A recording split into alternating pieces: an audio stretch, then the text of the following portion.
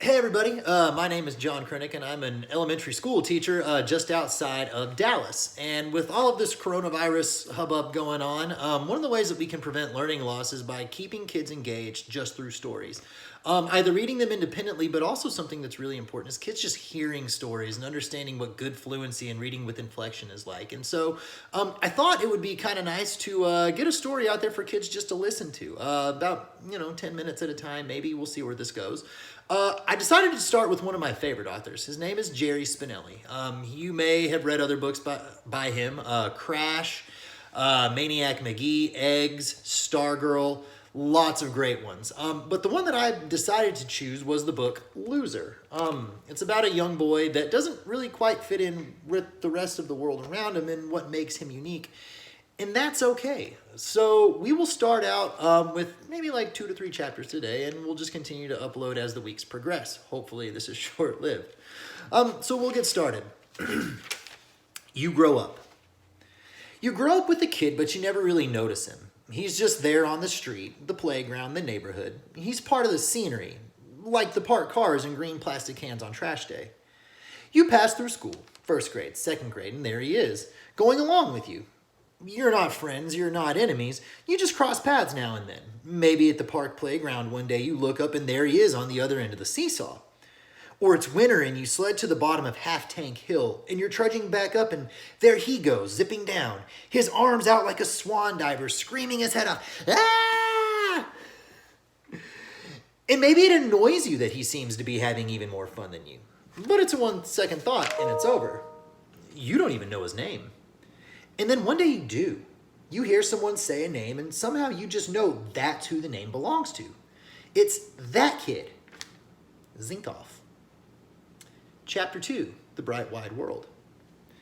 He's one of the new litter of boys tossed up by this brick and hoagie town 10 miles by trolley from a city of 1 million. For the first several years, they've been home babies, Zinkoff and the others, fenced in by walls and backyard chain link, and mostly by the sound of mother's voice. Then comes the day when they stand alone on their front steps, blinking and warming in the sun like pups of a new creation. At first, Zinkoff shades his eyes. And then he lowers his hand and he squints into the sun and tries to outstare the sun and turns away thrilled and laughing. I do not recommend trying to do that. He reaches back to touch the door. It's something he will never do again. And his ears echo the 1,000 warnings of his mother. Don't cross the street. There are no other constraints. Not a fence in sight. No grown-up hand to hold.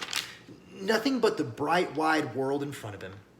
He lands on the sidewalk with both feet and takes off, heedless of all but the wind in his ears. He runs. He cannot believe how fast he's running. He cannot believe how free he is.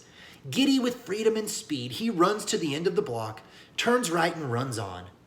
His legs are going so fast, he thinks that if they go any faster, he might begin to fly. A white car is coming from behind, and he races the car.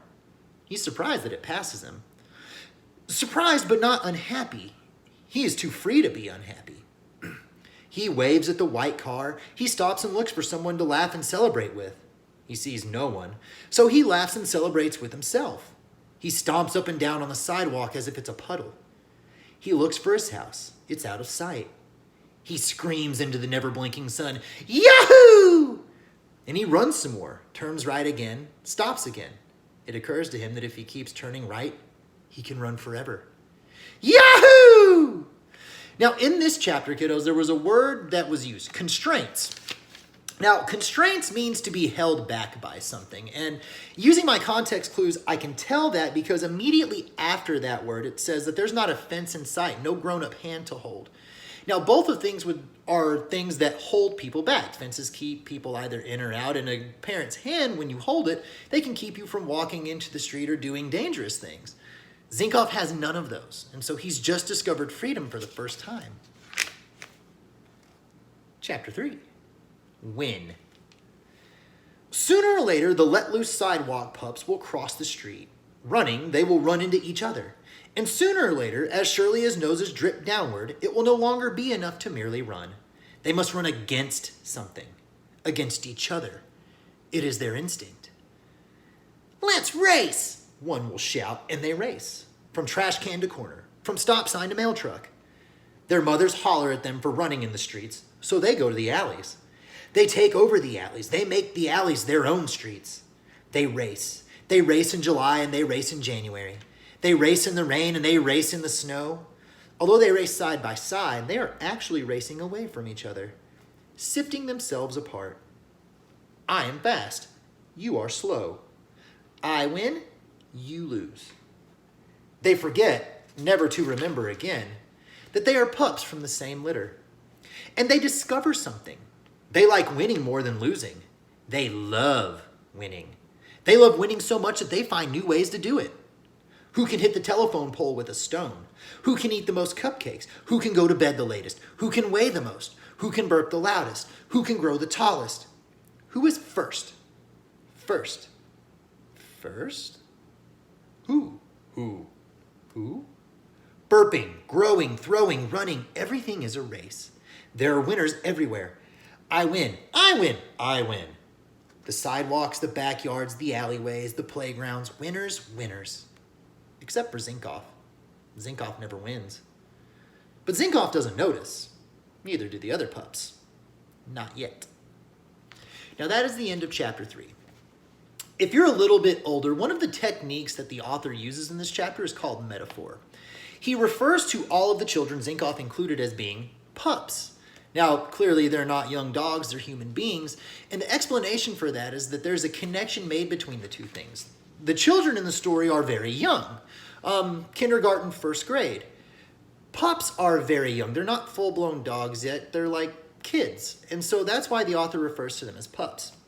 Now, the other thing that they focus on here is as we get older, we begin to notice more things. We begin to compete more, the need to want to win.